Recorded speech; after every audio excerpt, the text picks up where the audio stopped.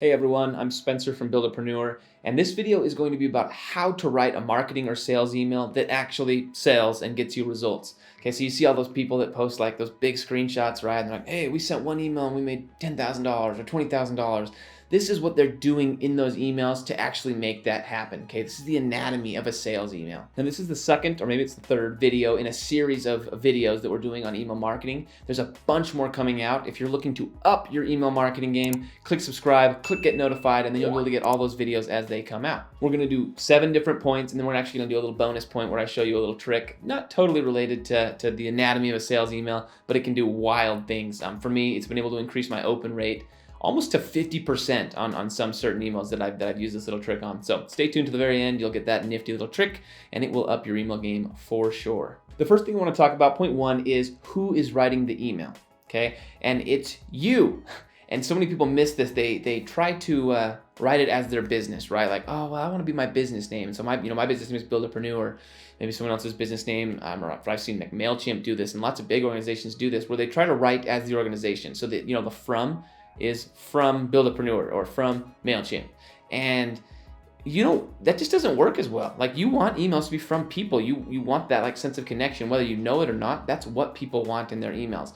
So make the email from you. And the second part is, don't make it from just your first name. It's either your first name at your company. So for me, it'd be Spencer at Buildapreneur, or honestly, I prefer your first and last name. So for me, it'd be Spencer Meekum. And the reason for that is I get emails a lot from just the first name from people, and I don't even know who they are. So if they say like, hey, this is like Conrad is the from name, and I'm like, I don't know who Conrad is. I got 4 Conrads that I know, and I can't think of any of them that are emailing me. So first and last name, or first name and company, so they instantly know who it's coming from. Like I said, I personally prefer just the first and last name. Next, I want to talk about point 2, and that's logistics. Okay, what are the logistics of this email, or the visuals? Maybe we'll call it the visuals of the email. This is where, like, what does the actual email look like? And you're looking on my screen right here, and you can kind of see why I'm talking about this, because this is a terrible, terrible email. And I'm not calling out anyone but me, because this is an email from me that I sent 2.5 years ago to everyone on my much smaller list back then. And if you're looking at it, imagine you clicked in and you read this email, right? You clicked in and there's the email. And what does this email do to your brain? For me, it makes me want to not read the email, right? It's clustered, it's a lot of words, it doesn't look exciting. It basically makes me want to pull out and not read the email. And that's not good, right? So someone might open our email and just kind of look at it for a second, like, I'm out of here. This looks intimidating. It looks hard to read. It looks complicated, right? We can contrast that with a guy named Andre Chaperone. He's like one of the best email marketers there is right now. And you can see this is the most recent email he sent me. And you can see how just nice and clean it looks, right? You come into this email, there's nothing overwhelming, there's nothing intimidating. It's very clean and clear and crisp. And you have to scroll a lot, but it's okay because it's not like hard to read and it's not intimidating. And so let's talk about why that is. Like, what are the differences between this email and this email that make his look so nice and readable and mine look so tough and unreadable?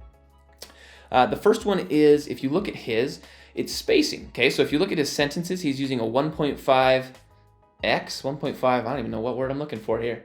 Anyone in the comments want to let me know? 1.5 pixel, 1.5 something spacing, okay, 1.5 spacing.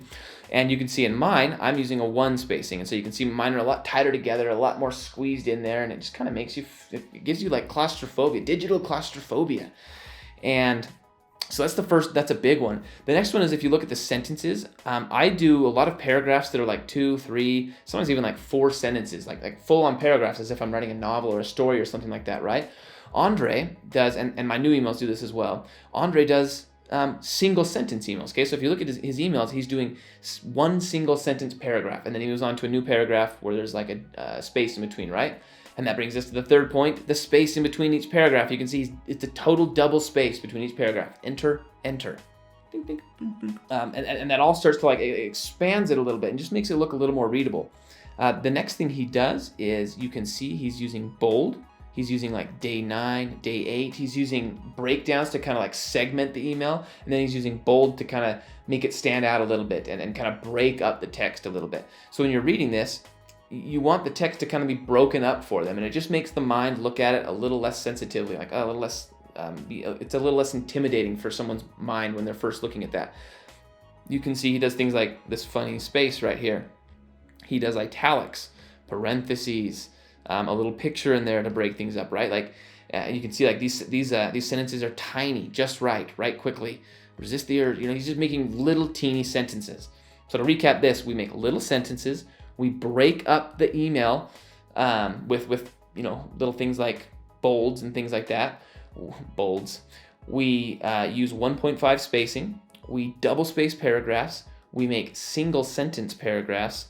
And with those 5 things, honestly, like this alone could change your whole email marketing game, because people will actually read your emails. I can't tell you how many people did not read this email. I don't think I could even read this whole email. Point 3 is your very first sentence of your email. Everyone knows subject lines are important. I don't think I'm even going to focus on them much in this particular video, because we all know how important they are. But the first line, or the first 2 or 3 lines, is almost just as important, because the subject line is just like a slight hook, right? It doesn't really tell them anything. It grabs them, and the whole point is just to pull them into that email, which is great. But people actually make the decision in the first few lines of an email on whether or not they're going to commit to reading that email. Okay, so if your first 2 lines are boring, they don't explain what benefit reading that email will bring to somebody, it's going to fail. Like they're going to read those first few lines, and they're going to go back, archive, and move on. Okay, so first few lines, you want to explain the benefit. For example, hey Spencer, are your email open rates lower than 10%? Guess what? My newest video shows you how you can double those with just 10 minutes of work. I'm going to explain it all in this email. Okay, does that hook you? Like you're like, what? Like double open rates, double money. And so you start to read the rest of the email, right? I've explained what benefit it is to you, and now you're hooked for the rest of the email. You want to stay till the end. Okay, so that's the first sentence, or the first few sentences, and how important that is. The next thing is a story. Okay, so this doesn't have to be in every single email, but every sales email or sales sequence of emails should have some kind of small story in it. You've probably heard that stories sell. Guess what? Stories do sell. Like that's a very real thing. We'll hop on the screen here and I'll give you a little example. If you look on my screen, this is one of the emails that I use to sell a software. It's called ClickMagick. And basically I start right here. It was 14 months into my affiliate marketing journey. Okay, so I'm diving right into a story, and you're probably reading it saying like, oh, this isn't a very good hook, but it worked. So I tell this story about how I got into affiliate marketing. I started to finally succeed after a year, which is what most of my audience is trying to get to. And then I talk about how it actually was a high-low moment, because I hadn't been doing good tracking, and I had ended up really like messing with my business. I didn't know where to go next, because I hadn't kept track of where my money was coming in from, and I didn't know. And so then I move on and I sell a software. Okay, so I tell a story and I sell a software next in the next email. And the way that works is now people understand why that software is so important. Okay, they understand why that product is so important and why it's so beneficial to them, because I've just explained it to them, and then they're able to be in the right mindset when they hear about that product to say, yeah, that's a very important product, and like obviously can benefit me. So a story is absolutely essential almost all the time. If not a story, if you can't think of a story, some kind of free valuable training or something can help as well. Okay, the next point is keeping things related. So I see a lot of emails where they have a subject line that's kind of totally random, and then the first bit of the email is kind of talking about one thing, and then further down in the email they go on to talking about something else, and by the time they have a call to action, it's totally different than the subject, like the subject line or the beginning of the email. You're not really seeing the connect there. Okay, and then you go to the page for the product, and it's like a whole different thing.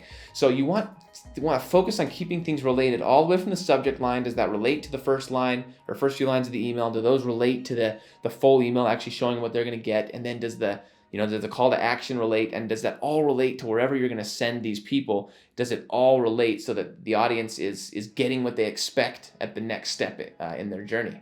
Number 5 is kind of interesting, because this is the anatomy of an email, but number 5 is actually don't just send one email. It's send an email sequence, okay? So if I'm going really all in on some kind of product that I'm promoting, whether it's an affiliate product or my own product, if I'm going all in, I usually send between 4 and 5 emails, and this is what those emails look like. I'll send one email, and that's the story or value email that we talked about, like that one we showed you for ClickMagick, where I'll tell some kind of story. I'm trying to get them in the right frame of mind, so that when I go to start selling, they understand why I'm making the points that I'm making, why this product is so important to me and to them. The next thing I do is I'll do a product showcase. Okay, so I've told the story. They're in the mindset for why this product is awesome. Now I'm going to introduce the product, and they'll see why it's awesome, because the story kind of helped tie that all in. Okay, so for ClickMagick, now I say, hey, this is ClickMagick. It solved all my problems. It did this and this and this, and now I use it for my business. I wish I would have used it in the very, very beginning. okay? And I'll go over maybe some features of ClickMagick. Next thing is testimonials. So you go over, you've gone over your own personal story, your own personal journey. Now you're going to add a bunch of other people that have said, hey, this product is awesome. This product's changed my life. This product's taught me so much. I've made this much off this product. I've lost this much weight off this product, right? Like whatever it is, you're able to do that to basically add power to your first 2 emails. And then the 4th email, I'll usually offer some bonuses, right? I'm going all in here. So whether it's my own product or some other person's product that I'm affiliating for, I'm going to do a little stack of bonus offers that I can use to make this an irresistible offer, right? You'll be blown away by how many people are actually reading your emails and not buying, but they're actually quite interested. Like it's always strange to me, but they read your first email, they read the second, like, oh, that product sounds awesome. Maybe I'll get it sometime. And then they read your third and they're like, wow, this product is awesome. And then they get busy and they don't follow through with that, right? And then you throw in a value stack or some bonuses and you say like, hey, by the way, everyone that buys this product or buys it through my affiliate link, right, is going to get chink, chink, chink, chink, chink in addition to that, right? You make the bonus stack then. So now you're like really they're starting to froth a little at the mouth, right? Like, and they're definitely keeping an eye on your emails. And then finally, like the real cherry on top, and this email always does so well, which is so weird to me, but it's the urgency email. And that's where you say, the bonuses are closing. If you really want to go all in, you'll say the whole product is closing. You no longer can buy this product after 3 days or 5 days or whatever it is. Probably 24 hours or 48 hours works best for an email. But it's your final offer, right? Like if you want my bonuses and you want this product, you want it all, you're gonna have to do it right now. And it's crazy. You'll sometimes see like a 40 or 50% increase in your sales just that one single day as you make that final urgency offer. All these people are sitting on the sidelines that you didn't even realize they're sitting there, and they all come in and buy, and it's awesome. Okay, the second to last point is split testing. You should always be split testing. I'm not saying you should split test every single email, like that can be hard and complicated. It doesn't hurt to split test like subject lines in every single email, but you should always be split testing those like main sales emails, the ones where you are actually making you money, right? You can split test the subject line, okay? You can split test the first few lines, you can split test the whole email, you can split test the call to action. All you need to do is get a 30, 40, 50% increase in someone clicking through into the email, and voila, you've made 30, 40, or 50% more in profits. And so split testing is huge in email because something as simple as a click, right? Getting more people to click can have proportional results in terms of money in your bank. The last point, I'm gonna be really quick and brief about this. Guys, you've got to have a call to action. Every email should have a call to action. You're going to write these emails that inspire people, that make people excited and make them want to do things. Give them something to do, give them an action to do at the end, and make it easy to see, because honestly, a lot of people are also just gonna read your first 2 lines and they're gonna go like this, scroll to the bottom and see, well, where's he sending me? Like, it's crazy how many people do that. So have a nice bold call to action that stands out for those people so they can just click and head over there. All right, I promised that I would let you guys know well, the one kind of tip that has helped increase my open rates by just crazy amounts. And what it is it's sending the same email twice. And what I mean by this is you send an email, you wait 2 days, you'll get, let's say you get a 20 to 25% open rate. You wait 2 days, and then you send the same email again, but with a different subject line. And you only send it to the people that didn't open the first one. Okay, and the reasoning behind this is your subject line didn't work for those people for whatever reason. So you tweak the subject line, change your angle in your subject line, send it again. It's crazy. It's honestly crazy how many people open that one. You'll get like another 15% that will open that email, and then you do it a third time. I think the highest I've ever gotten using this is like a 60% open rate between all 3 emails. So obviously this doesn't help with one single email, but the overall result is one message gets seen by 50, 60% of your list. So I do this on the sales emails, same thing as we talked about split testing. This works so crazy well. And you just never know why someone didn't open your email. It could just be a bad day for them, right? And they couldn't keep up with their inbox and it got ahead of them and they never saw your email again. So send the email twice or even up to 3 times and just change the subject line every 2 or 3 times, or every single email, sorry. Now to make that easy, there's a link down below to the autoresponder that I use. It's called ActiveCampaign. They do this in their automations, which is really cool. So I can set it in an actual automation and I can say, hey, if they didn't open that email, this is what an automation is, right? I can say, if they didn't open that email, then send them another one after 2 days, and then send them another one after 2 days, okay? And that can all happen automatically in ActiveCampaign. That's why ActiveCampaign is so cool. A lot of you guys know I push that super hard because I love it. I love what it can do. I love the power of their automations and what they can do in terms of getting me into inboxes and in the end making my business more money. Okay, what I want to know is what point you like the most. If you learned something, obviously please click subscribe, please like, and then let me know what you learned. Like, I really want to know what points jive with people, what things people learned as they watch these videos. Up next, if you're one of those people like me that sits down to type an email and realizes they have no idea what to type, you're struggling with the ideation side of creating this email, the next video is going to talk all about how I come up with ideas, pretty much unlimited ideas for my next email.